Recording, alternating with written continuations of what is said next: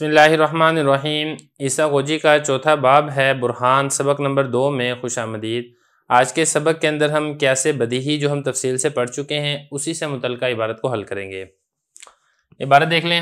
Al Burhan وہو قول مؤلف من مقدمات یقینیت لانتاج یقین، والیقینیات اقسام ستۃ احدها اولیات کقولنا الواحد نصف الاثنین والکل اعظم من الجزء، ومشاہدات نحو الشمس مشرقۃ والنار محرقۃ، ومجربات کقولنا السقمونیہ مسہل للصفراء، وحدسیات کقولنا نور القمر مستفاد من نور الشمس، ومتواترات کقولنا محمد رسول اللہ صلی اللہ علیہ وسلم ادعى النبوۃ واظہر المعجزات علی یدہ، وقضایا قیاساتها معها کقولنا الاربعۃ زوج بسبب وسط حاضر فی الذہن وهو الانقسام بمتساویین۔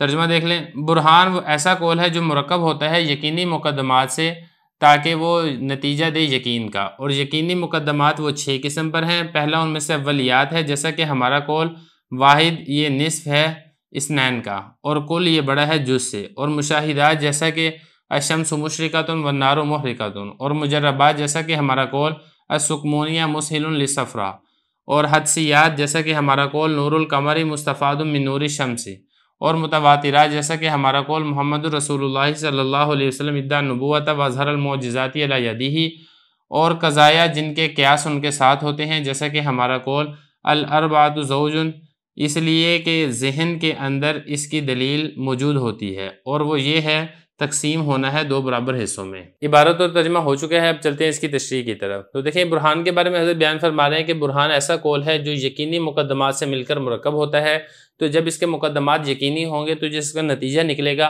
وہ نتیجہ بھی اس کا یقینی ہی ہوگا، جیسا کہ میں آپ کو گزشتہ سبق کے اندر بتا چکا ہوں۔ اور اگر مقدمات ظنی ہیں تو پھر جو نتیجہ نکلے گا وہ نتیجہ بھی ظنی ہوگا، نتیجہ پھر وہ یقینی نہیں ہوگا۔ لانتاجی یقین، تاکہ وہ یقینی نتیجے کا فائدہ دے۔ اب یقینی کی 6 قسمیں ہیں، وہ کون سی 6 قسمیں اس میں دیکھیں ذرا۔ اس میں سے پہلی قسم ہے اولیات۔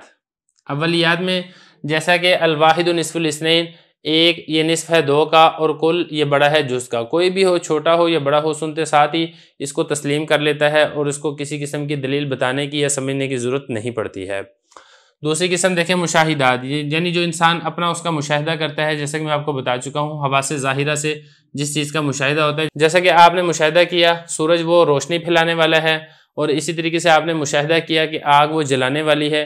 اب یہ ایسی یقینی بات ہے جس کا آپ کو علم ہوا ہے اپنے مشاہدے کے ذریعے سے، تو اس کو کہا جائے گا مشاہدات۔ یا اسی طریقے سے مجربات بھی ہوتا ہے، یعنی تجربے کے ساتھ کوئی چیز ثابت ہوتی ہے، جیسے کہ پرانے لوگوں نے ایک چیز کا تجربہ کیا پھر اس کو آگے نقل کر دیا۔